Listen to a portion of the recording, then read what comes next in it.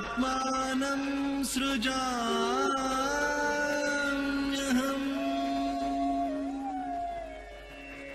परित्राणाय साधूनां विनाशाय च दुष्कृतां धर्म संस्थापनार्थाय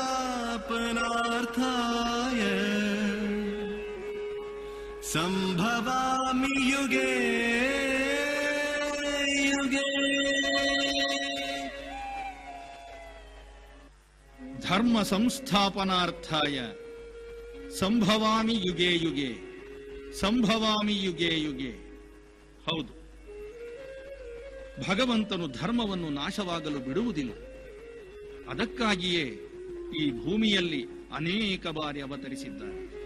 ಮತ್ಸ್ಯ, ಕೂರ್ಮ, ವರಾಹ, ನರಸಿಂಹ, ವಾಮನ, ಶ್ರೀರಾಮ, ಪರಶುರಾಮ, ಶ್ರೀಕೃಷ್ಣ, ಬುದ್ಧ ಮತ್ತು ಕಲ್ಕಿ, ಈ 10 ಅವತಾರಗಳನ್ನು ನಾವೆಲ್ಲ ಕೇಳಿಬಲ್ಲೆವು. ಆದರೆ ಈ ಕಲಿಯುಗದಲ್ಲಿ ಇನ್ನಾವ ರೂಪದಲ್ಲಿ ಆ ಭಗವಂತ ಧರೆಗಿಳಿದಿರಬಹುದು?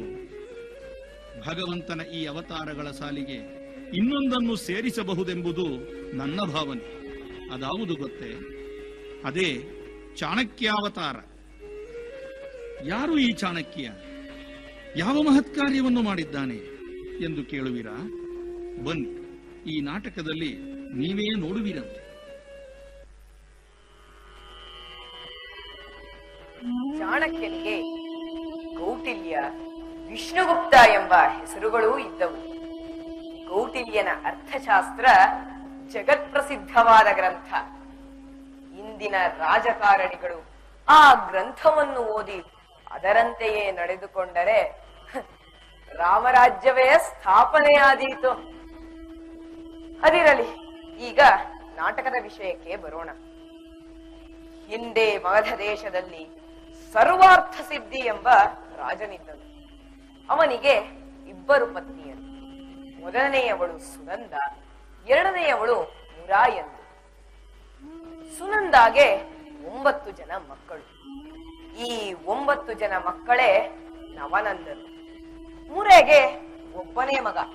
ಮುರೆಯ ಮಗನಾದ್ದರಿಂದ ಅವನಿಗೆ ಮೌರ್ಯ ಎಂದು ಹೆಸರಿಟ್ಟರು.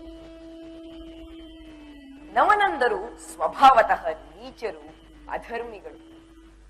ಆದರೆ ಮೌರ್ಯ ಧರ್ಮಿಷ್ಠ, ಸಾತ್ವಿಕ. ಆದ್ದರಿಂದಲೇ ಅವನು ಪ್ರಜೆಗಳ ಪ್ರೀತಿಗೆ ಪಾತ್ರನಾಗಿದ್ದನು. ಆದರೆ ಪ್ರಜೆಗಳು ನವನಂದರನ್ನು ಇಷ್ಟಪಡುತ್ತಿರಲಿಲ್ಲ. ಇದರಿಂದ ನವನಂದರಿಗೆ ಅಸೂಯೆ ಹುಟ್ಟಿತು. ಈ ಅಸೂಯೆಯು ಹೆಮ್ಮರವಾಗಿ ಬೆಳೆಯಿತು. ಅವರ ಅಸೂಯೆ ಎಷ್ಟರ ಮಟ್ಟಕ್ಕೆ ತಲುಪಿತೆಂದರೆ ಮೌರ್ಯನನ್ನು, ಅವನ ಮಕ್ಕಳನ್ನು ಕೊಲ್ಲಲೇಬೇಕೆಂದು ನಿಶ್ಚಯಿಸಿದರು. ಒಂದು ದಿನ ಮೌರ್ಯ ಮತ್ತು ಅವನ ಮಕ್ಕಳು ಬೇಟೆಗೆಂದು ಕಾಡಿಗೆ ಹೋದಾಗ ಅವರನ್ನು ಮೋಸದಿಂದ ಒಂದು ಮನೆಯಲ್ಲಿ ಹೂಡಿ ಹಾಕಿ ಅವರನ್ನು ಕೊಂದೇ ಬಿಟ್ಟರು. ಆದರೆ ಅದೃಷ್ಟವಶಾತ್ ಚಂದ್ರಗುಪ್ತನೊಬ್ಬ ಉಳಿದುಕೊಂಡ. ಇವನೊಬ್ಬನೇ ಏನು ಮಾಡಬಲ್ಲ ಎಂದು ಉದಾಸೀನ ಮಾಡಿ ಅವನನ್ನು ಸೆರೆಯಲ್ಲಿಟ್ಟರು. ಆದರೆ ಚಂದ್ರಗುಪ್ತ ತನ್ನ ಚಾಣಾಕ್ಷತನದಿಂದ ಮಗಧ ದೇಶದ ಮಾನವನ್ನು ಉಳಿಸಿದ. ಆಗ ವಿಧಿ ಇಲ್ಲದೆ ನವನಂದರು ಚಂದ್ರಗುಪ್ತನನ್ನು ರಾಜಕಾರ್ಯದಲ್ಲಿ ನಿಯೋಜಿಸಬೇಕಾಯಿತು. ಆಗ ದುರುಳರಾದ ನಂದರು ಚಂದ್ರಗುಪ್ತನನ್ನು ಅನ್ನಛತ್ರದ ಮೇಲ್ವಿಚಾರಕ ಅಧಿಕಾರಿಯನ್ನಾಗಿ ನೇಮಿಸಿದರು. ಒಂದು ದಿನ ಚಂದ್ರಗುಪ್ತ ಅನ್ನಛತ್ರದ ಬಳಿ ನಿಂತಿದ್ದಾಗ ಮಹಾ ತೇಜಸ್ವಿಯಾದ ಒಬ್ಬ ಬ್ರಾಹ್ಮಣ ಅನ್ನಛತ್ರದ ಕಡೆಗೆ ಬರುತ್ತಿರುವುದನ್ನು ಕಂಡ. ಆಗೇನಾಗುತ್ತದೆ ನೋಡುವಿರಾ? ಬನ್ನಿ.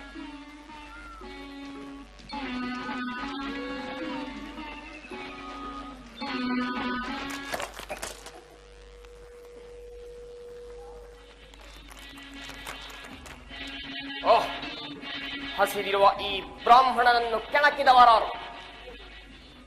ನೀನು ತಡೆ, ನಿನಗೊಂದು ಗತಿ ಕಾಣಿಸುತ್ತೇನೆ. ಆಹಾ, ಮುಖದಲ್ಲಿ ಎಂತಹ ತೇಜಸ್, ಎಷ್ಟು ಗಂಭೀರವಾದ ನಡಿ. ಯಾರಿರಬಹುದು ಈ ತಪೋನಿಧಿ?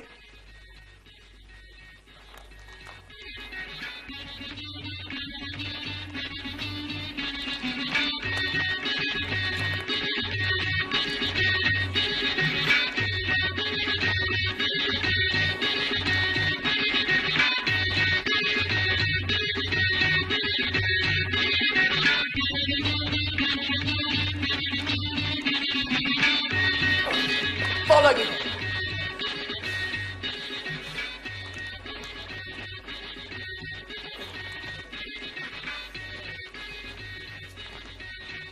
ಪೂಜ್ಯರೇ, ನೋವಾಯಿತೆ. ಹಸಿದಿರುವ ಬ್ರಾಹ್ಮಣನೆಂದಿರಿ. ಇಷ್ಟು ಹಸಿವಿನಲ್ಲೂ ಮನೆಗೆ ಹೋಗಿ ಗುದ್ದಲಿ ಕೊಡಲಿಗಳನ್ನು ತಂದು ಈ ಮರವನ್ನು ಬೇರು ಸಹಿತ ಕಿತ್ತೆಸೆದಿ. ಸಾಮಾನ್ಯ ಜನರಾಗಿದ್ದರೆ ಸುಮ್ಮನೆ ಮೈ ಕೊಡವಿಕೊಂಡು ಹೋಗುತ್ತಿದ್ದರು. ನೋಡು ತಮ್ಮ, ನಾನು ಬಿದ್ದಂತೆಯೇ ಬೇರಾರಾದರೂ ವೃದ್ಧರೋ ಅಥವಾ ಗರ್ಭಿಣಿಯರೋ ಬಿದ್ದರೆ ಏನು ಗತಿ? ಆದ್ದರಿಂದ ಮತ್ತಾರೂ ಬೀಳಬಾರದೆಂದು ಈ ಮರದ ಬುಡವನ್ನು ಬೇರು ಸಹಿತ ಕಿತ್ತೆಸೆದಿದ್ದೇನೆ. ಇದು ಎಲ್ಲರೂ ಅನುಸರಿಸಬೇಕಾದ ವಿಶೇಷವಾಗಿ ರಾಜನೀತಿ. ವಿಶೇಷವಾಗಿ ರಾಜನೀತಿ ಅದು ಹೇಗೆ ಪೂಜ್ಯರೇ? ನಾನು ಈ ಮರದ ಬುಡವನ್ನು ಬೇರು ಸಹಿತ ನಿಶ್ಶೇಷವಾಗಿ ಕಿತ್ತೆಸದಂತೆ ರಾಜರು ಅವರ ಶತ್ರುಗಳನ್ನು ನಿಶ್ಶೇಷವಾಗಿ ನಾಶ ಮಾಡಬೇಕು. ಶತ್ರುಗಳು ಬೆಂಕಿಯಂತೆ, ಬೆಂಕಿಯ ಒಂದು ಕಿಡಿ ಉಳಿದರೂ ಸಾಕು ಇಡೀ ಊರನ್ನೇ ಸುಟ್ಟು ಭಸ್ಮ ಮಾಡಬಲ್ಲದು. ತಿಳಿಯಿತೆ? ಆಹಾ ಪೂಜ್ಯರೇ, ಎಂತಹ ಮಾತು! ಸತ್ಯವಾಗಿ ಹೇಳುತ್ತಿದ್ದೇನೆ ಪೂಜ್ಯರೇ, ತಮ್ಮಂತಹ ತೇಜಸ್ವಿ ವಿಪ್ರೋತ್ತಮರನ್ನು ನಾನು ಇದುವರೆಗೂ ಕಂಡಿಲ್ಲ. ತಮ್ಮ ಗಂಭೀರವಾದ ನಡಿ, ಗಂಭೀರವಾದ ಮಾತುಗಳು, ಇವುಗಳನ್ನು ನೋಡಿ ತಾವು ಅಸಾಧಾರಣ ಪುರುಷರೆಂದೇ ತೋರುತ್ತದೆ. ನೀತಿಶಾಸ್ತ್ರ ಕೋವಿದರಂತೆ ಕಾಣುತ್ತಿದ್ದೀರಿ. ತಮ್ಮ ಪರಿಚಯವನ್ನು ಕೇಳಬಹುದೇ? ಅಗತ್ಯವಾಗಿ. ನಾನು ಚಾಣಕ್ಯ. ನನ್ನನ್ನು ಕೆಲವರು ವಿಷ್ಣುಗುಪ್ತನೆಂದು, ಕೌಟಿಲ್ಯನೆಂದು ಕರೆಯುತ್ತಾರೆ. ಪೂಜ್ಯರೇ, ತಾವು ಆಚಾರ್ಯ ಚಾಣಕ್ಯ. ನನ್ನನ್ನು ಆಶೀರ್ವದಿಸಿ ಗುರುದೇವ. ದೀರ್ಘಾಯುಷ್ಮಾನ್ ಭವ. ಏಳುತ್ತಮ್ಮ, ನಿನ್ನ ಮುಖದಲ್ಲಿ ಕ್ಷಾತ್ರ ತೇಜಸ್ಸಿದೆ. ನಿಜ ಹೇಳು, ನೀನು ಯಾವ ದೇಶದ ರಾಜಕುಮಾರ? ಪೂಜ್ಯರೇ, ತಮ್ಮದು ಎಂತಹ ದಿವ್ಯ ದೃಷ್ಟಿ! ನೀವು ನನ್ನನ್ನು ಯಾವ ದೇಶದ ರಾಜಕುಮಾರನೆಂದು ಕೇಳಿದಿರಿ ಅಲ್ಲವೇ? ಪೂಜ್ಯರೇ, ನಾನು ಬೇರಾವ ದೇಶದ ರಾಜಕುಮಾರನೂ ಅಲ್ಲ. ಇದೇ ದೇಶದ ರಾಜಕುಮಾರ ಚಂದ್ರಗುಪ್ತ. ಏನಂದೆ? ಚಂದ್ರಗುಪ್ತನೇ? ಹೌದು ಪೂಜ್ಯರೇ. ನಂಬಲ ಸಾಧ್ಯವಾದ ಮಾತು. ಮೌರ್ಯ ಮಹಾರಾಜನು ಹಾಗೂ ಚಂದ್ರಗುಪ್ತ ಮೊದಲಾದ ಅವನ ಮಕ್ಕಳು ಬೇಟೆಗೆಂದು ಹೋದಾಗ ಕಾಡಿನಲ್ಲಿ ಅಗ್ನಿಗಾಹುತಿಯಾದರೆಂದು ಜನರು ಹೇಳುತ್ತಿದ್ದಾರೆ. ನೀನೇನು ಹೇಳುತ್ತಿರುವೆ? ಹೌದು ಪೂಜ್ಯರೇ, ಎಲ್ಲರೂ ಹೊರಟು ಹೋದರು ಪೂಜ್ಯರೇ, ಎಲ್ಲರೂ ಹೊರಟು ಹೋದರು. ಈ ದೌರ್ಭಾಗ್ಯಶಾಲಿಯಾದ ಚಂದ್ರಗುಪ್ತನನ್ನು ಬಿಟ್ಟು ಎಲ್ಲರೂ ಹೊರಟು ಹೋದರು ಪೂಜ್ಯರೇ, ಹೊರಟು ಹೋದರು. ಅಯ್ಯೋ, ನನಗೇನು ಅರ್ಥವಾಗುತ್ತಿಲ್ಲವಲ್ಲ. ಸತ್ಯವಾಗಿ ಹೇಳುತ್ತಿದ್ದೇನೆ ಪೂಜ್ಯ.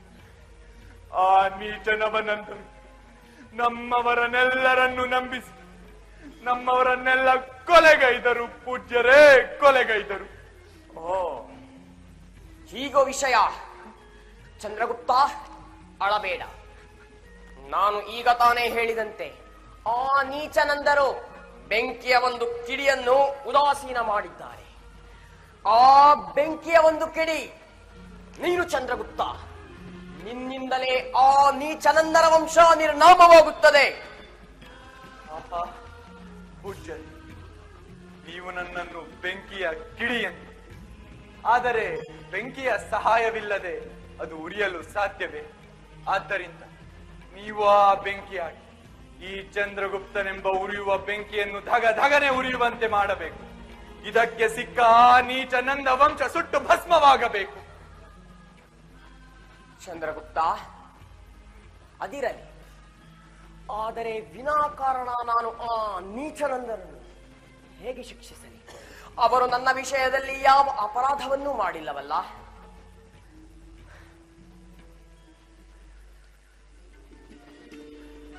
ಚಂದ್ರಗುಪ್ತ, ಅಗೋ ಅಲ್ಲಿ ನೋಡು, ನಂದನಲ್ಲವೇ? ಹೌದು ಪೂಜ್ಯರೇ, ನಂದನೆ. ಚಂದ್ರಗುಪ್ತ, ನಡೆ, ನಿನ್ನ ಕಾರ್ಯ ಸಿದ್ಧಿಸಿತೆಂದು ತಿಳಿ. ನೀನು ಒಳಗೆ ಹೋಗು, ನಾನು ಅಲ್ಲಿಗೆ ಹಿಂಬಾಗಿಲಿನಿಂದ ಬರುತ್ತೇನೆ. ಅಲ್ಲಿ ನೋಡುವೆಯಂತೆ ಈ ಚಾಣಕ್ಯನ ಆಟವನ್ನು. ಆಗಲಿ ಪೂಜ್ಯರೇ.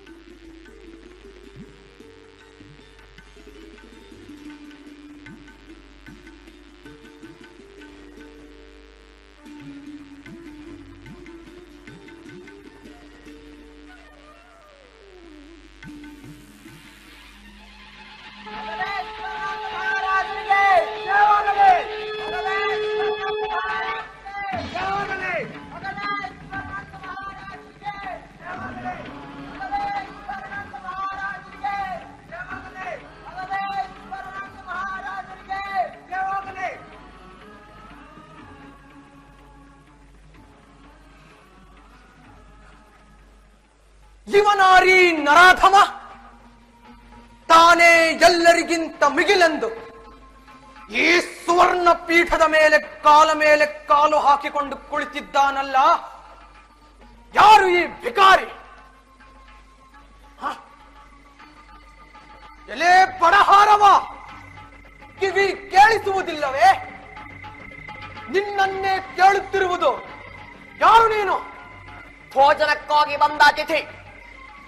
ಹಾಗಾದರೆ ಸಾಮಾನ್ಯರ ಭೋಜನ ಪಂಕ್ತಿಯಲ್ಲಿ ಹೋಗಿ ಕುಳಿತುಕೋ. ಇದು ರಾಜನಾದ ನಾನು ಕೂರುವ ಪೀಠ. ಇದರ ಮೇಲೆ ಕೂರಲು ಯೋಗ್ಯತೆ ಬೇಕು. ನಿನಗಿಂತ ಹೆಚ್ಚು ಯೋಗ್ಯತೆ ನನಗಿದೆ. ಏ ತಿರುಕ, ನಾನು ಯಾರೆಂದು ಅರಿಯದೆ ಬಾಯಿಗೆ ಬಂದಂತೆ ಹರಟಬೇಡ. ಇದನ್ನು ನಾನು ನಿನಗೆ ಹೇಳಬೇಕು. ಬೆಟ್ಟಿ ಕೂಳು ತಿನ್ನಲು ಬಂದವನಿಗೆ ಎಷ್ಟೊಂದು ಸೊಕ್ಕು. ಏ ಅಧಿಕ ಪ್ರಸಂಗಿ, ರಾಜನಿಗೆ ಗೌರವ ಕೊಡುವುದು ಪ್ರಜೆಯಾದ ನಿನ್ನ ಕರ್ತವ್ಯ. ಭೋಜನಕ್ಕಾಗಿ ಬಂದ ಅತಿಥಿಯನ್ನು ಸ್ವಾಗತಿಸುವುದು ಯಜಮಾನನ ಕರ್ತವ್ಯ. ನನಗೆ ನಿನ್ನ ಉಪದೇಶ ಬೇಕಿಲ್ಲ. ನಾನು ನಿನ್ನ ಉಪದೇಶವನ್ನು ಕೇಳಲು ಇಲ್ಲಿಗೆ ಬಂದಿಲ್ಲ. ಚಂದ್ರಗುಪ್ತ, ಈ ಬಡ ಹಾರವನನ್ನು ಹೊರಕ್ಕೆ ನೂಕೋ. ಮಹಾರಾಜ, ಸಮಾಧಾನ ಮಾಡಿಕೊ. ಇವರು ನಮ್ಮ ಅತಿಥಿಗಳು. ಅತಿಥಿಗಳನ್ನು ಅವಮಾನಿಸುವುದು ಮಹಾಪಾಪ. ಭೋಜನಕ್ಕಾಗಿ ಬಂದವರಿಗೆ ಅನ್ನವನ್ನೂ ನೀಡದೆ ಹಾಗೆಯೇ ಕಳಿಸುವುದು ಧರ್ಮವೇ ಪ್ರಭು. ಸಾಕು ಸಾಕು ಮಾಡು ನಿನ್ನ ಒಣ ವೇದಾಂತವನ್ನು. ತೊಲಗಿಲ್ಲಿಂದ ತತ್ತೆ. ಏ ಬಡ ಹಾರವ, ಕಡೆಯದಾಗಿ ಹೇಳುತ್ತಿದ್ದೇನೆ, ನನ್ನ ಕೋಪ ಮಿತಿ ಮೀರುವ ಮುನ್ನ ಹೊರಡು ಇಲ್ಲಿಂದ. ಏನಂದ?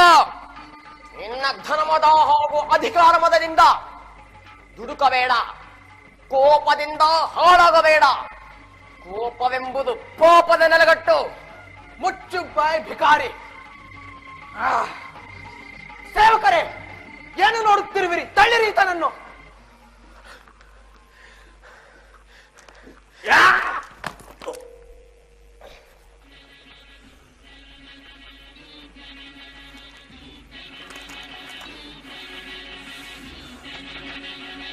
ಏನಂದ?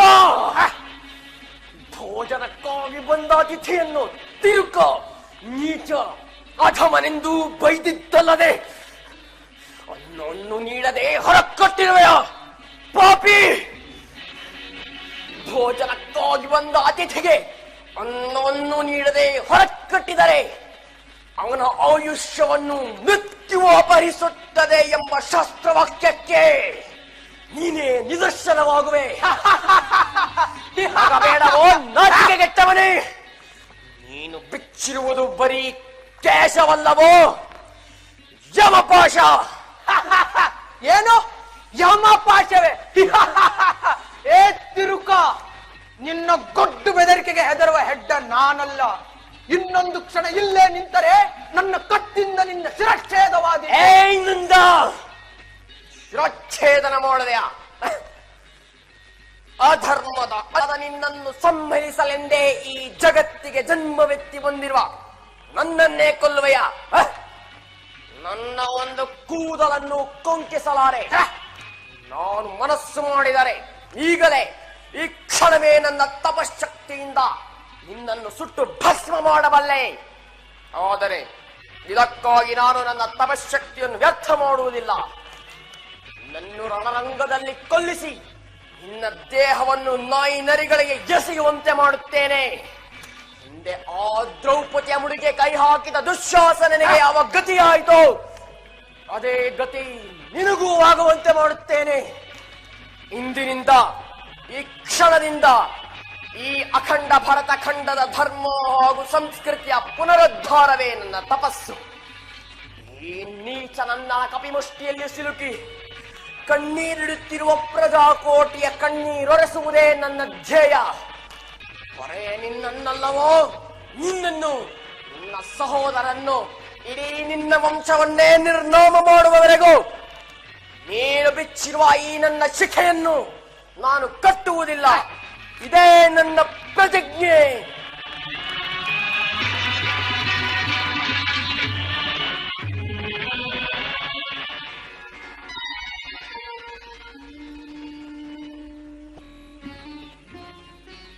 ಅಧರ್ಮಿಗಳಾದ ನೀಚರಾದ ನವನಂದರನ್ನು ಸಂಪೂರ್ಣವಾಗಿ ನಾಶ ಮಾಡಿ ಅವರ ವಂಶವನ್ನೇ ನಿರ್ವಂಶ ಮಾಡುತ್ತೇನೆಂದು ಮಗಧ ದೇಶಕ್ಕೆ ಚಂದ್ರಗುಪ್ತನನ್ನು ರಾಜನನ್ನಾಗಿ ಮಾಡಿ ಧರ್ಮ ಸಂಸ್ಥಾಪನೆ ಮಾಡುತ್ತೇನೆಂದು ಪ್ರತಿಜ್ಞೆ ಮಾಡಿದ ಚಾಣಕ್ಯನು ಪರ್ವತರಾಜನ ಸಹಾಯವನ್ನು ಬೇಡುತ್ತಾನೆ. ಅರ್ಧ ರಾಜ್ಯವನ್ನು ಕೊಡುವ ಆಮಿಷ ಒಡ್ಡಿ ಅವನ ಸೈನ್ಯದ ಸಹಾಯದಿಂದ ಚಂದ್ರಗುಪ್ತನ ಸೇನಾಧಿಪತ್ಯದಲ್ಲಿ ಯುದ್ಧವನ್ನು ಮಾಡಿ ನವನಂದರನ್ನು ಸದೆಬಡಿದು ಅವರನ್ನು ಧ್ವಂಸ ಮಾಡುತ್ತಾನೆ. ಆದರೆ ನವನಂದರ ಸರ್ವನಾಶವನ್ನು ನೋಡಿದ ಅತ್ಯಂತ ದುಃಖಿತನಾದ ನವನಂದರ ಮಹಾಮಂತ್ರಿಯಾದ ಅಮಾತ್ಯ ರಾಕ್ಷಸನು ಚಂದ್ರಗುಪ್ತನನ್ನು ಕೊಲ್ಲಲೇಬೇಕೆಂದು ನಿಶ್ಚಯಿಸಿ ತಲೆಮರೆಸಿಕೊಂಡಿದ್ದು ಚಂದ್ರಗುಪ್ತನನ್ನು ಕೊಲ್ಲಲು ಅನೇಕ ಪ್ರಯತ್ನಗಳನ್ನು ಮಾಡುತ್ತಾನೆ. ಅಮಾತ್ಯ ರಾಕ್ಷಸನು ಚಂದ್ರಗುಪ್ತನನ್ನು ಕೊಲ್ಲಲು ಯಾವ ಯಾವ ಪ್ರಯತ್ನಗಳನ್ನು ಮಾಡುತ್ತಾನೆ, ಅವುಗಳ ಪರಿಣಾಮವೇನಾಗುತ್ತದೆ ಎಂದು ತಿಳಿದುಕೊಳ್ಳುವ ಕುತೂಹಲವೇ? ಬನ್ನಿ, ನೀವೇ ವೀಕ್ಷಿಸಿರಿ.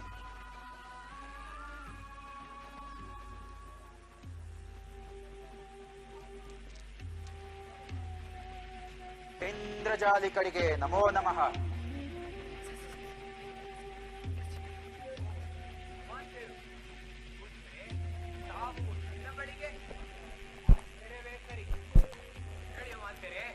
ನನ್ನಿಂದ ಏನಾಗಬೇಕು?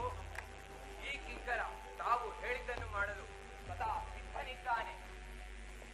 ನೋಡು ಮಿತ್ರ, ನಿನ್ನಿಂದೊಂದು ಸಹಾಯವಾಗಬೇಕು. ಏನು? ತಮಗೆ ನನ್ನಿಂದ ಸಹಾಯವೇ? ಅಪ್ಪ, ನನ್ನ ಸೌಭಾಗ್ಯವೇ ಸರಿ. ಹೇಳಿ ಮಾತರೆ, ಈ ಕೂಡಲೇ ಮಾಡುತ್ತೇನೆ. ನೋಡು ಮಿತ್ರ, ನಿನ್ನ ಮಾಟ ಮಂತ್ರದ ಶಕ್ತಿಯಿಂದ, ಆಭಿಚಾರಿಕ ಕ್ರಿಯೆಗಳಿಂದ ಈ ಕನ್ಯೆಯನ್ನು ವಿಷಕನ್ಯೆಯಾಗಿ ಪರಿವರ್ತಿಸಬೇಕು. ಈಕೆಯನ್ನು ಮದುವೆಯಾದವರು ಮೊದಲ ರಾತ್ರಿಯಲ್ಲೇ ಸತ್ತ ಸ್ವರ್ಗ ಸೇರಬೇಕು. ಆ ರೀತಿ ಮಾಡುವ ಶಕ್ತಿ ನಿನ್ನಲ್ಲಿದೆ ಎಂದು ನನಗೆ ಚೆನ್ನಾಗಿ ಗೊತ್ತು. ಇಷ್ಟು ಮಾಡುವೆಯಾ ಮಿತ್ರ? ಖಂಡಿತವಾಗಿ ಮಾಡುತ್ತೇನೆ. ಈ ಕೂಡಲೇ ಮಾಡುತ್ತೇನೆ. ಆಮಗಳೇ, ಇಲ್ಲಿ ಬಾ.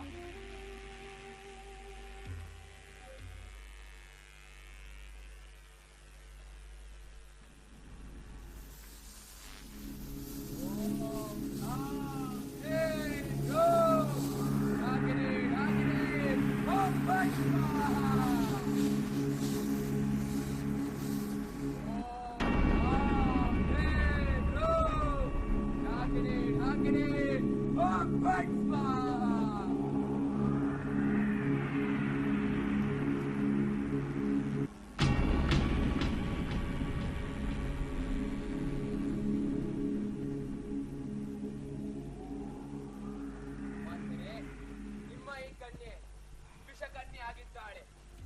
ತೆಗೆದುಕೊಂಡು ಹೋಗಿ ನಿಮ್ಮ ಕಾರ್ಯವನ್ನು ನೆರವೇರಿಸಿಕೊಳ್ಳಿ. ಫಲ ಫಲ. ಧನ್ಯವಾದ ಮಿತ್ರ.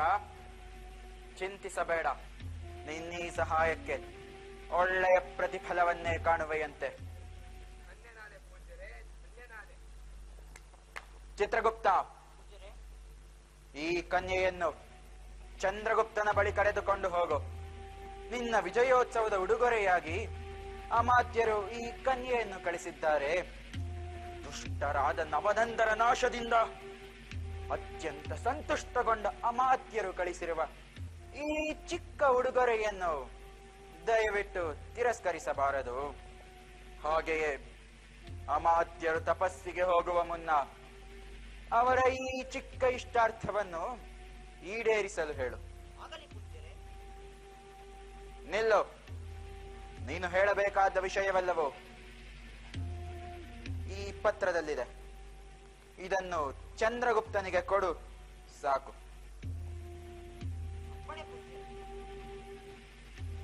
ಚಂದ್ರಗುಪ್ತ,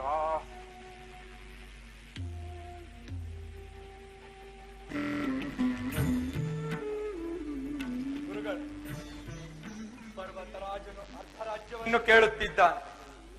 ಈಗ ತಾನೇ ಅವನ ದೂತ ಬಂದಿದ್ದ. ಪತ್ರವನ್ನು ಬರೆದು ಕಳುಹಿಸಿದ್ದಾನೆ. ಆದಷ್ಟು ಬೇಗ ಅವನ ಪಟ್ಟಾಭಿಷೇಕಕ್ಕೆ ಮುಹೂರ್ತವಿಡಬೇಕಂತೆ. ಏನು?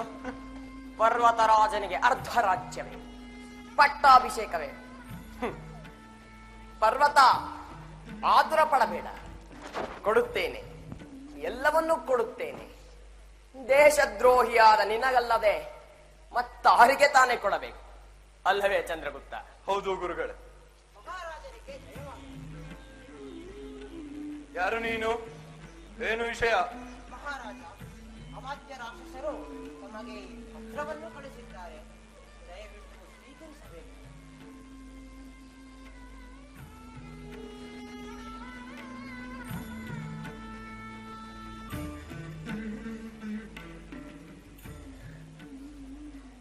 ಚಂದ್ರಗುಪ್ತ, ಏನದು?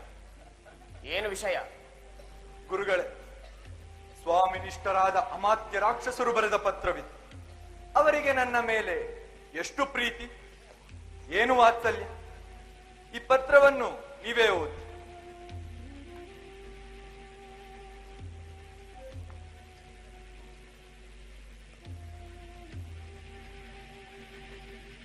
ಓ, ಹೀಗೋ ವಿಷಯ.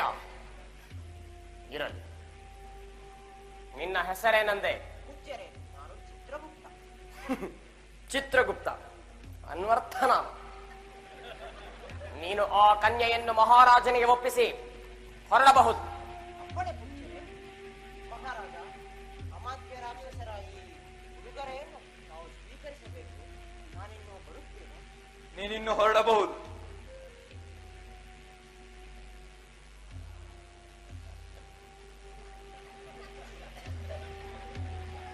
ಯಾರಲ್ಲಿ?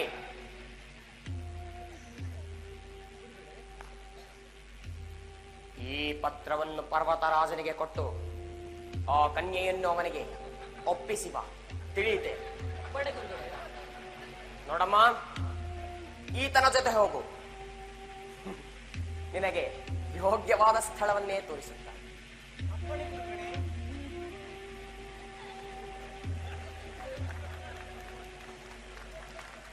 ಪೂಜ್ಯರೇ,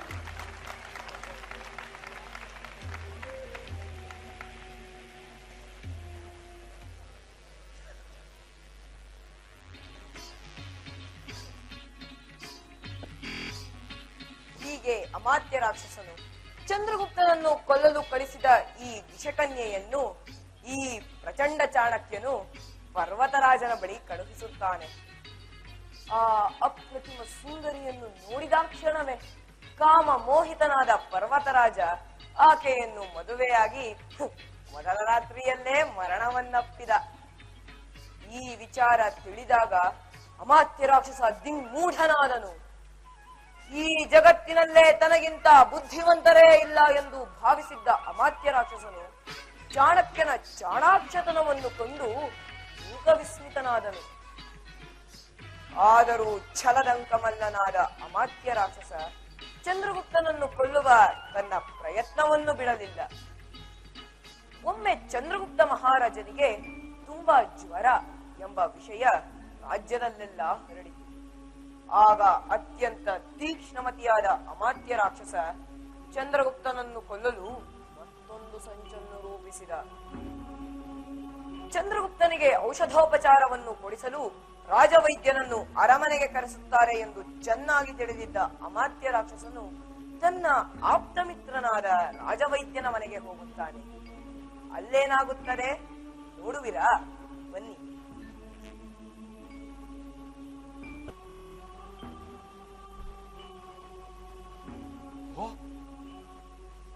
ಮಾತ್ಯರು ಇಲ್ಲೇ, ಅದು ಈ ಸಮಯದಲ್ಲಿ.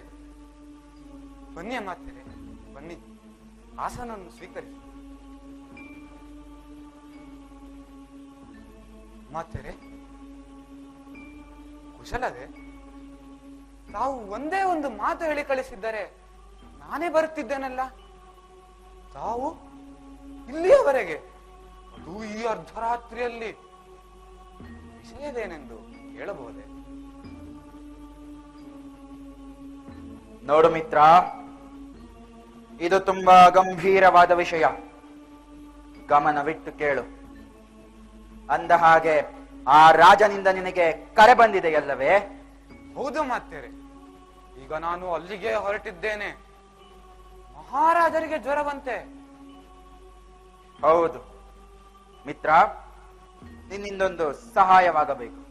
ಹೇಳಿ ಅಮಾತ್ಯರೇ, ನನ್ನ ಆತ್ಮೀಯ ಮಿತ್ರರಿಗೂ ಆದ ತಮಗೋಸ್ಕರ ನಾನು ಏನನ್ನಾದರೂ ಮಾಡುತ್ತೇನೆ, ಹೇಳಿ. ನೋಡು ಗೆಳೆಯ, ಆತ್ಮೀಯನಾದ ನಿನ್ನ ಮುಂದೆ ಎಲ್ಲವನ್ನೂ ನೇರವಾಗಿ ಹೇಳುತ್ತೇನೆ. ಆ ಚಂದ್ರಗುಪ್ತ ಈಗ ನಮ್ಮ ಶತ್ರು. ಏಕೆಂದರೆ ನಮ್ಮ ಪ್ರಭುಗಳಾದ ನವನಂದರನ್ನು ಧ್ವಂಸ ಮಾಡಿ ನಂದವಂಶವನ್ನೇ ನಿರ್ವಂಶ ಮಾಡಿದ್ದಾನೆ. ಈ ಅಮಾತ್ಯ ಸ್ವಾಮಿ ನಿಷ್ಠೆಗೆ ಇನ್ನೊಂದು ಹೆಸರೆಂದು ನಿನಗೂ ತಿಳಿದಿದೆ. ಹೌದು ಅಮಾತ್ಯರೇ, ಆದರೆ ಈಗ ನಿಮ್ಮಿಂದಾಗಬೇಕಾದ ಕೆಲಸವೇನು? ನೋಡು, ನೀನು ಮಾಡಬೇಕಾಗಿರುವುದಿಷ್ಟೇ. ಚಂದ್ರಗುಪ್ತನಿಗೆ ಕೊಡುವ ಔಷಧಿಯಲ್ಲಿ ವಿಷವನ್ನು ಬೆರೆಸಿಕೊಡು. ಆತನು ಮರಣವನ್ನು ಸಾಧಿಸಿಯೇ ತೀರುತ್ತೇನೆಂದು ಪ್ರತಿಜ್ಞೆ ಮಾಡಿದ್ದೇನೆ. ಈ ನಿನ್ನ ಮಿತ್ರನ ಇಷ್ಟಾರ್ಥವನ್ನು ಈಡೇರಿಸುವಯ್ಯ ಮಿತ್ರ? ಇದು ಅಸಾಧ್ಯವಾದ ಕೆಲಸ ಮಾತ್ಯರೇ, ಇದು ಅಸಾಧ್ಯವಾದ ಕೆಲಸ. ಏಕೆ ಏಕೆ ಅಸಾಧ್ಯ? ಮಹಾತ್ಮರಾದ ಚಾಣಕ್ಯರ ರಕ್ಷಣೆಯಲ್ಲಿರುವ ಆ ಚಂದ್ರಗುಪ್ತನನ್ನು ಸಂಹರಿಸಲು ಯಮನಿಗೂ ಸಾಧ್ಯವಿಲ್ಲ ಮಾತ್ಯರೇ, ಯಮನಿಗೂ ಸಾಧ್ಯವಿಲ್ಲ. ಮಿತ್ರ, ಮೂರ್ಖನಂತೆ ಮಾತಾಡಬೇಡ. ನೀನು ರಾಜವೈದ್ಯ. ನಿನ್ನ ಮೇಲೆ ಸಂಶಯ ಬರಲು ಸಾಧ್ಯವೇ ಇಲ್ಲ. ನಿನ್ನ ಮೇಲಾಗಲಿ ನಿನ್ನ ಔಷಧಗಳ ಮೇಲಾಗಲಿ ಎಲ್ಲರಿಗೂ ನಂಬಿಕೆ ಇದೆ. ಅಲ್ಲದೆ ಆ ಚಾಣಕ್ಯನಿಗೇನು ಗೊತ್ತು ಔಷಧಗಳ ವಿಚಾರ? ಅವನೇನು ಮಹಾವೈದ್ಯನೋ? ಇದು ನಿನ್ನಿಂದ ಸಾಧ್ಯ ಮಿತ್ರ. ಸರಿ ಅಮಾತ್ಯರೇ, ತಮಗೋಸ್ಕರ ನಾನು ಈ ಕೆಲಸವನ್ನು ಸಾಧಿಸಿಯೇ ತೀರುತ್ತೇನೆ. ಭೇಷ್ ಭೇಷ್ ಮಿತ್ರ, ಸ್ನೇಹವೆಂದರೆ ಇದು. ಹೆದರಬೇಡ. ನಿನ್ನೀ ಸಹಾಯಕ್ಕೆ ಒಳ್ಳೆಯ ಬಹುಮಾನವನ್ನೇ ಸಿಗುತ್ತದೆ. ಸರಿ ಅಮಾತ್ಯರೇ, ನನಗಿನ್ನು ಅಪ್ಪಣೆ. ಹೋಗಿ ಬಾ ಮಿತ್ರ, ನಿನಗೆ ಮಂಗಳವಾಗಲಿ.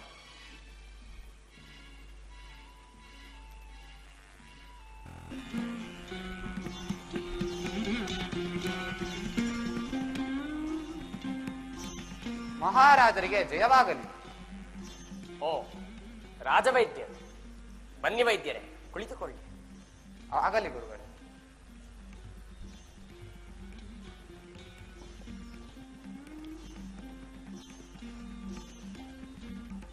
ನೋಡಿ ವೈದ್ಯರೇ, ನಮ್ಮ ಮಹಾರಾಜನಿಗೆ ತುಂಬಾ ಜ್ವರ ಬಂದಿದೆ. ತಾವು ಸರಿಯಾಗಿ ಪರೀಕ್ಷಿಸಿ ಒಳ್ಳೆಯ ಔಷಧವನ್ನು ಕೊಡಿ. ಆಗಲಿ ಗುರುಗಳೇ.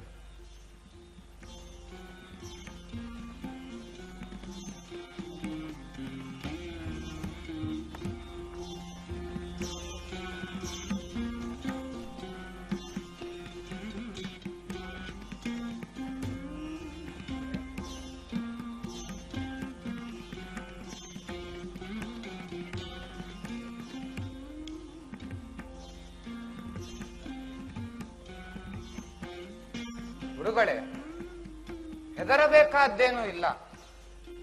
ಮಹಾರಾಜರಿಗೆ ಬಂದಿರುವುದು ಸಾಮಾನ್ಯ ಜ್ವರವಷ್ಟೇ.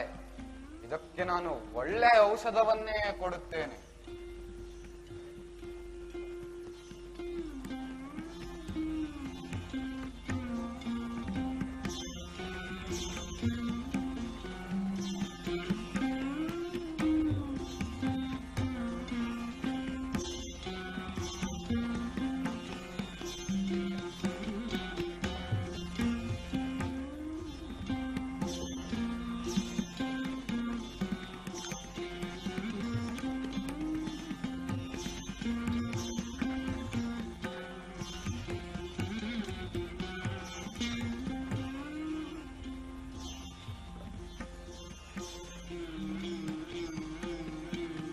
ಸ್ವೀಕರಿಸಿ ಮಹಾರಾಜರೇ.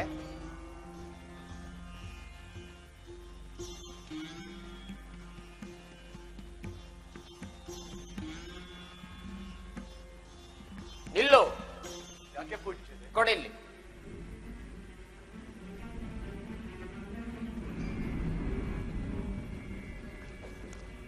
ಯಾರಲ್ಲಿ? ಒಂದು ಬೆಳ್ಳಿಯ ಬಟ್ಟಲನ್ನು ತೆಗೆದುಕೊಂಡು ಬಾ. ನಡೆ.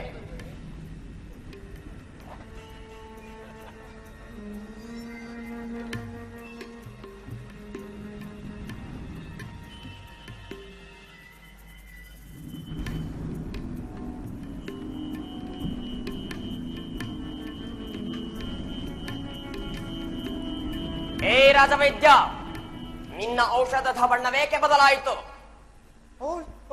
ಔಷಧದ ಬಣ್ಣವೇ? ಗುರುಗಳೇ, ಅದು ಬೆಳ್ಳಿಯ ಬಟ್ಟಲಲ್ಲವೇ? ಓ, ಅಂದರೆ ನಿನ್ನ ಔಷಧ ಒಂದೊಂದು ಬಟ್ಟಲಲ್ಲಿ ಒಂದೊಂದು ಬಣ್ಣ ತಾಳುತ್ತದೆ ಅಲ್ಲವೇ? ಅದು ಸುಮ್ಮನಿರು, ನಿನ್ನ ಬಣ್ಣವೂ ಬಯಲಾಗುತ್ತದೆ. ಈ ನಿನ್ನ ದಿವ್ಯ ಔಷಧವನ್ನು ಮೊದಲು ನೀನು ಕೊಡಿ, ನಂತರ ಮಹಾರಾಜರು ಕುಡಿಯುತ್ತಾರೆ. ನಾನೇ? ಗುರುಗಳೇ ಕ್ಷಮಿಸಿ, ನನ್ನದೇನೂ ತಪ್ಪಿಲ್ಲ. ಕ್ಷಮಿಸಿ ಗುರುಗಳೇ, ಕ್ಷಮಿಸಿ. ಹೇಳ ಮೇಲೆ ಸತ್ಯವನ್ನು ಹೇಳು. ಗುರುಗಳೇ, ಸತ್ಯವನ್ನು ಹೇಳುತ್ತೇನೆ. ಮತ್ತೆ ರಾಕ್ಷಸರು ನನ್ನ ಮನೆಗೆ ಬಂದು ಮಹಾರಾಜರಿಗೆ ಕೊಡುವ ಔಷಧದಲ್ಲಿ ವಿಷವನ್ನು ಬೆರೆಸಿಕೊಡುವೆಂದು ಆಜ್ಞೆ ಮಾಡಿದರು. ಅದಕ್ಕೆ ನಾನು ಅದಕ್ಕೆ ಧೀರಾಜದ್ರೋಹಿ, ಮಹಾರಾಜನಿಗೆ ವಿಷ ಉಳಿಸಲು ಬಂದೆಯಾ? ಪಾಪಿ, ಕುಡಿ ನಿನ್ನ ಔಷಧವನ್ನು. ನಾನೇ? ಗುರುಗಳೇ ಕ್ಷಮಿಸಿ. ಇಲ್ಲದಿದ್ದರೆ ಚಿತ್ರಹಿಂಸೆಯಿಂದ ಮರಣ. ಅಯ್ಯೋ, ಚಿತ್ರಹಿಂಸೆ! ಅಯ್ಯೋ ಅಯ್ಯೋ, ಮತ್ತೆ ರಾಕ್ಷಸರೇ! ಅಯ್ಯೋ ಮಾತೆರೆ, ಗುರುಗಳೇ! ಅಯ್ಯೋ, ಎಂಥ ಪರಿಸ್ಥಿತಿ! ಓ ಅಯ್ಯೋ, ಹೊಟ್ಟೆ! ಅಯ್ಯೋ ಗುರುಗಳೇ, ನೀವೇ ನನ್ನ ಪಾಲಿನ ದೇವರು. ಚಂದ್ರಗುಪ್ತ, ಅದಿರಲಿ, ನೀನು ಮಲಗಿಕೋ. ವಿಶ್ರಾಂತಿ ಬೇಕು ನಿನಗೆ.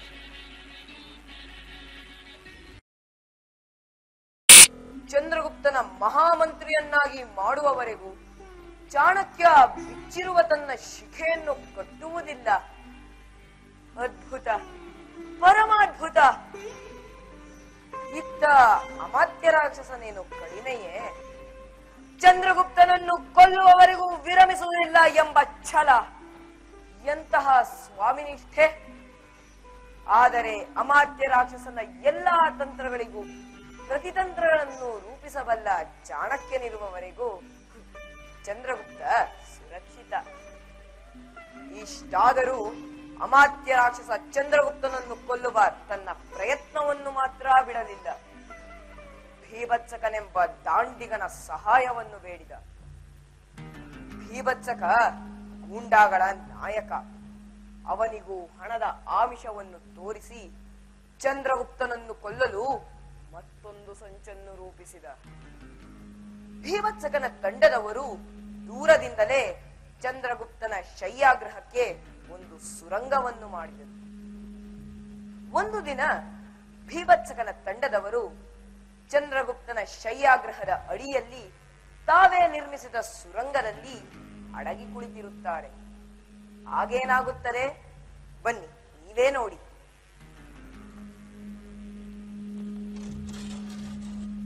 ಕಾಳ ರುದ್ರ ಬನ್ನಿ ಬನ್ನಿ ಬನ್ನಿ. ಎಲ್ರೂ ಸರಿಯಾಗಿ ಕೇಳಿ. ನಾವು ಇಲ್ಲೇ ಈ ಸುರಂಗದಲ್ಲಿ ಊಟ ಮಾಡಿಕೊಂಡು ಮಲಗಿಕೊಳ್ಳೋಣ. ನಡುರಾತ್ರಿಯಲ್ಲಿ ಚಂದ್ರಗುಪ್ತ ಮಹಾರಾಜನ ಈ ಶಯ್ಯಾಗೃಹಕ್ಕೆ ನುಗ್ಗಿ ಅವನನ್ನು ಮುಗಿಸಿ ಬಿಡೋಣ. ತಿಳಿಯುತ್ತೆ? ಹಾ, ನಡೀರಿ.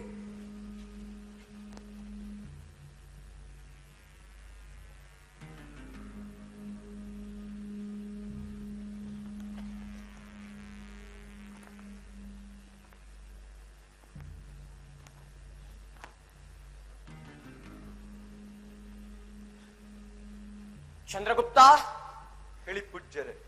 ನೋಡಿಲ್ಲಿ, ನೀನು ಮಲಗೋ ಕೋಣೆಯಲ್ಲಿ ಇರುವೆಗಳ ಸಾಲು. ಆಶ್ಚರ್ಯ, ಇದು ಹೇಗೆ ಸಾಧ್ಯ ಪೂಜ್ಯರೇ? ಸರಿಯಾಗಿ ನೋಡು. ನೆಲದ ಒಂದು ರಂಧ್ರದಿಂದ ಮೇಲೆ ಬರುತ್ತಿರುವ ಇರುವೆಗಳ ಸಾಲನ್ನು. ಅವುಗಳ ಬಾಯಿಯಲ್ಲಿ ಅನ್ನದಾಗಳು. ಪರಮಾಶ್ಚರ್ಯ, ನನ್ನ ಶಯ್ಯಾಗೃಹದ ಗರ್ಭದಲ್ಲಿ ಅನ್ನದ ಗುಳೆ.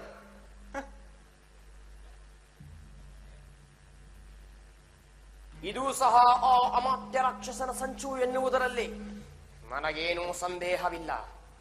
ಯಾರೋ ಪಾಪಿಗಳು, ರಾಜದ್ರೋಹಿಗಳು ಇದರ ಅಡಿಯಲ್ಲಿ ಅಡಗಿಕೊಂಡಿದ್ದಾರೆ.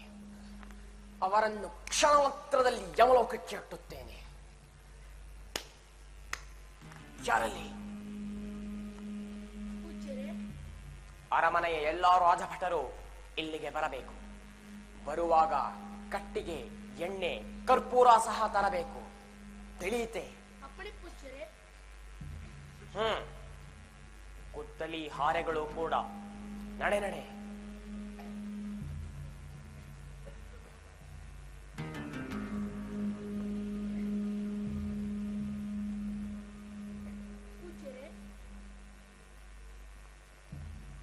ಹೊಡಿಲಿ. ಗುರುಗಳೇ, ಸುರಂಗ! ಅವೆಲ್ಲವನ್ನು ಒಳಕ್ಕೆ ತುಂಬಿರಿ.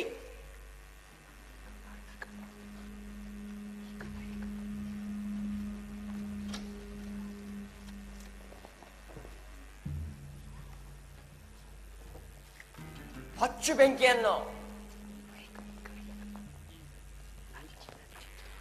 ಅಮ್ಮ, ಬೆಂಕಿ! ಬೆಂಕಿ! ಸತ್ತೆ! ಸತ್ತೆ!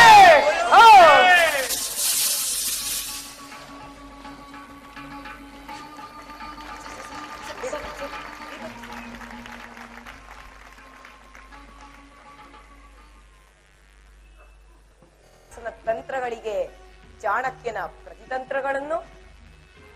ಹೀಗೆ ಅಮಾತ್ಯ ರಾಕ್ಷಸನು ಚಂದ್ರಗುಪ್ತನನ್ನು ಕೊಲ್ಲಲು ಇನ್ನೂ ಕೆಲವು ಪ್ರಯತ್ನಗಳನ್ನು ಮಾಡುತ್ತಾನೆ. ಆದರೆ ಕುಶಾಗ್ರಮತಿಯಾದ ಚಾಣಕ್ಯನ ಪ್ರತಿತಂತ್ರಗಳಿಂದ ಅವೆಲ್ಲವೂ ವಿಫಲವಾಗುತ್ತವೆ. ಕೊನೆಗೆ ಚಂದ್ರಗುಪ್ತನನ್ನು ಹೀಗೆ ಕೊಲ್ಲಲಾಗದೆಂದು ನಿಶ್ಚಯಿಸಿ ಪರ್ವತರಾಜನ ಮಗನಾದ ಮಲಯಕೇತುವಿನೊಡನೆ ಸ್ನೇಹವನ್ನು ಬೆಳೆಸುತ್ತಾನೆ. ಅವನ ಸೈನ್ಯದ ಸಹಾಯದಿಂದ ಚಂದ್ರಗುಪ್ತನನ್ನು ಕೊಲ್ಲಬೇಕೆಂದು ನಿಶ್ಚಯಿಸಿ ತನ್ನ ಹೆಂಡತಿ ಮಕ್ಕಳನ್ನು ತನ್ನ ಪ್ರಾಣ ಸ್ನೇಹಿತನಾದ ಚಂದನದಾಸನ ಮನೆಯಲ್ಲಿ ಬಿಟ್ಟು ಮಲಯಕೇತುವಿನ ಅರಮನೆಗೆ ಹೋಗುತ್ತಾನೆ. ಗೂಢಚರರ ಮೂಲಕ ಈ ವಿಷಯವನ್ನು ತಿಳಿದ ಚಾಣಕ್ಯ ಯಾವ ಪ್ರತಿತಂತ್ರವನ್ನು ರೂಪಿಸುತ್ತಾನೆ ಬನ್ನಿ ನೀವೇ ನೋಡಿ. ಶಾರಂಗರವ, ಶಾರಂಗರವ, ನಾನು ಈಗಲೇ ಚಂದನದಾಸನನ್ನು ನೋಡಬೇಕು.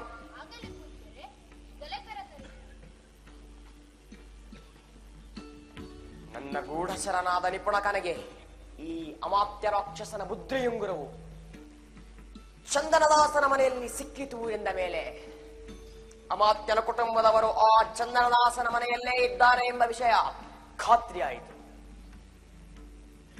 ಕೇವಲ ಮುದ್ರೆಯುಂಗುರವಲ್ಲ, ಅಮಾತ್ಯ ರಾಕ್ಷಸನೇ ನನ್ನ ಕೈಗೆ ಸಿಕ್ಕಿದ ಹಾಗೆ.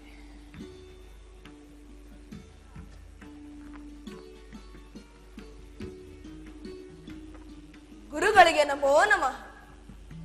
ಓ, ಮುತ್ತುರತ್ನಗಳ ವ್ಯಾಪಾರಿ ಶ್ರೀಮಂತ ಚಂದನದಾಸ. ಕುಳಿತುಕೋ ಚಂದನದಾಸ. ಅನುಗ್ರಹಿತನಾದ ಗುರುಗಳೇ.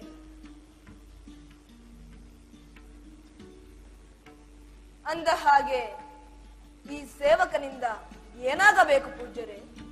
ಏನಿಲ್ಲ ಚಂದ್ರಗುಪ್ತ, ಏನಿಲ್ಲ ಚಂದನದಾಸ. ನಿಮ್ಮ ವ್ಯಾಪಾರವೆಲ್ಲ ಚೆನ್ನಾಗಿ ನಡೆಯುತ್ತಿದೆ ತಾನೆ? ಹಾಗೆಯೇ ಚಂದ್ರಗುಪ್ತನ ಆಡಳಿತದಲ್ಲಿ ನಿಮ್ಮ ಆದಾಯ ವೃದ್ಧಿಯಾಗಿರಬೇಕಲ್ಲವೇ?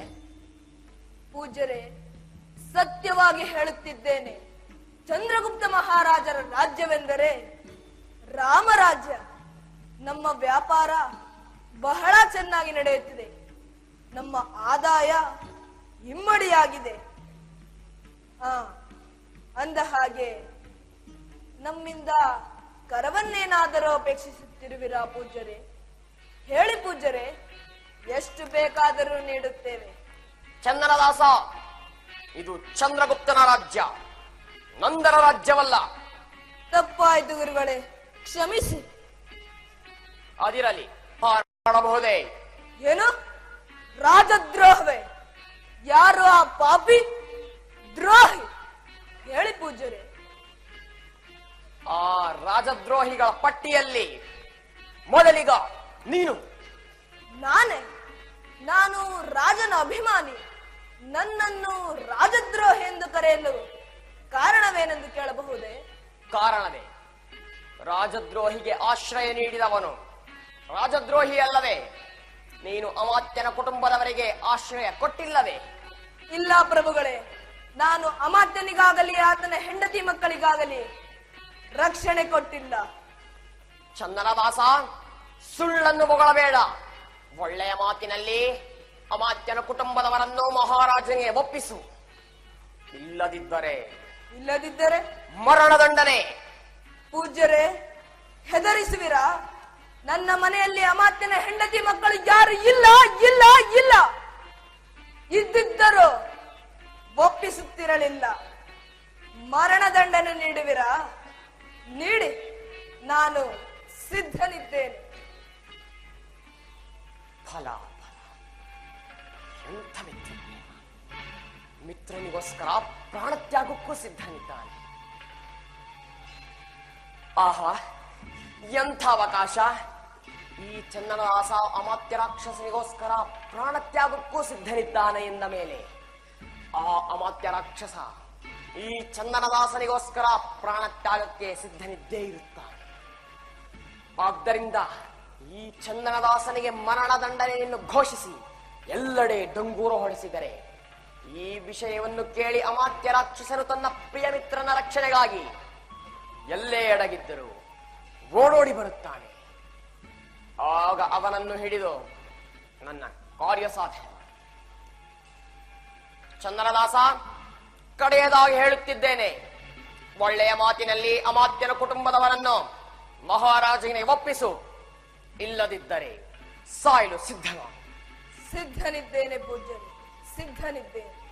ಸರಿ, ಹಾಗಾದರೆ ಚಂದ್ರಗುಪ್ತ, ಹೇಳಿ ಪೂಜ್ಯರೇ. ಮಹಾಪಾತಕಿ ಹಾಗೂ ರಾಜದ್ರೋಹಿಯಾದ ಅಮಾತ್ಯನ ಕುಟುಂಬದವರಿಗೆ ರಕ್ಷಣೆ ನೀಡಿದ ರಾಜದ್ರೋಹಿ ಈತನಿಗೆ ಮರಣದಂಡನೆಯನ್ನು ಘೋಷಿಸಿ ಎಲ್ಲೆಡೆ ಡಂಗೂರ ಹೊಡೆಸು. ಆಗಲಿ ಗುರುಗಳು. ಯಾರಲ್ಲೇ ಅಮಾತ್ಯನ ಕುಟುಂಬದವರಿಗೆ ಆಶ್ರಯ ನೀಡಿದ್ದಕ್ಕಾಗಿ ಚಂದನದಾಸನಿಗೆ ಮಹಾರಾಜರು ಮರಣದಂಡನೆಯನ್ನು ವಿಧಿಸಿದ್ದಾರೆಂದು ಎಲ್ಲೆಲ್ಲೋ ಡಂಗೂರ ಹೊಡೆಯಿರಿ.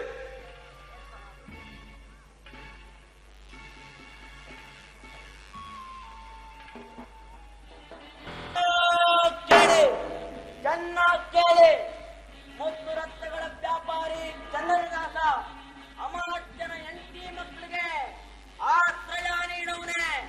ಅದಕ್ಕೆ ನಮ್ಮ ರಾಜರು ಅವನು ಮರಣದಂಡನೆ ವಿಧಿಸವ್ರೆ.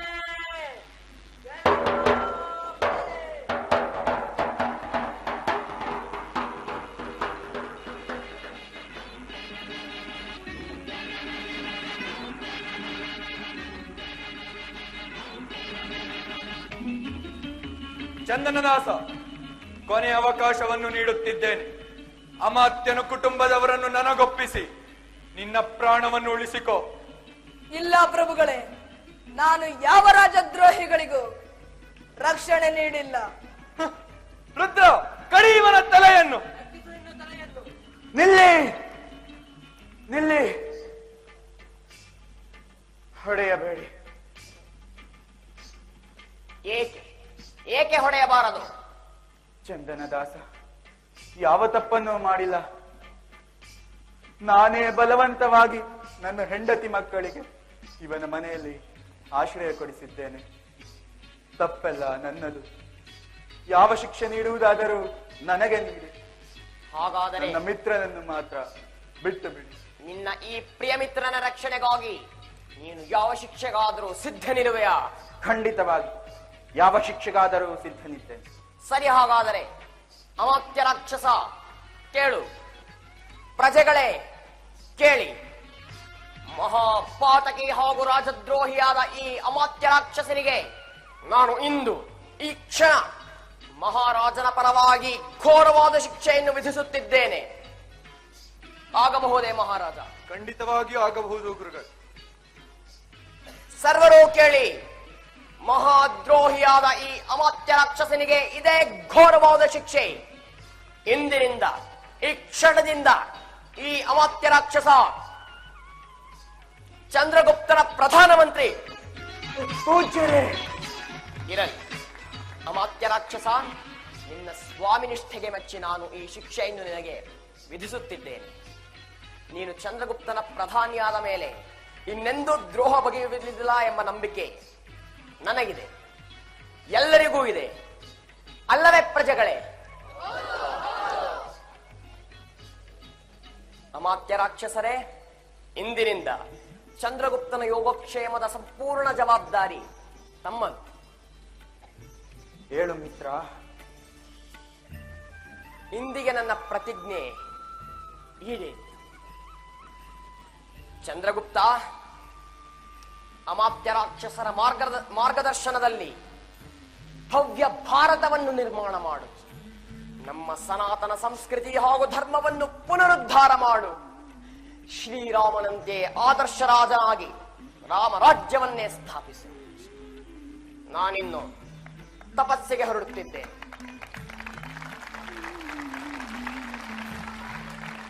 ದೀರ್ಘಾಯುಷ್ಮಂತೋ ಭವತಂ, ಸಕಲ ಸೌಭಾಗ್ಯವಂತೋ ಭವತಂ. ಭಾರತ ಮಾತೆಯ ಹೆಮ್ಮೆಯ ಸುಪುತ್ರರೇ, ನಿಮಗೆಲ್ಲರಿಗೂ ಮಂಗಳವಾಗಲಿ, ವಿಜಯವಾಗಲಿ.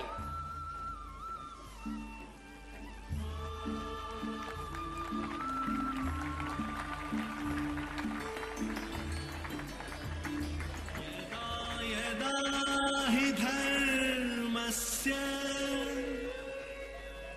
ग्लानिर्भवति भारत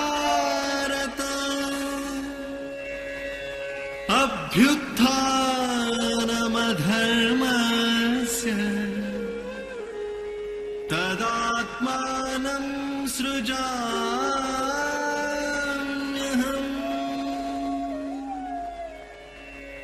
परित्राणाय साधूनां विनाशाय च दुष्कृता धर्म संस्थापनार्थाय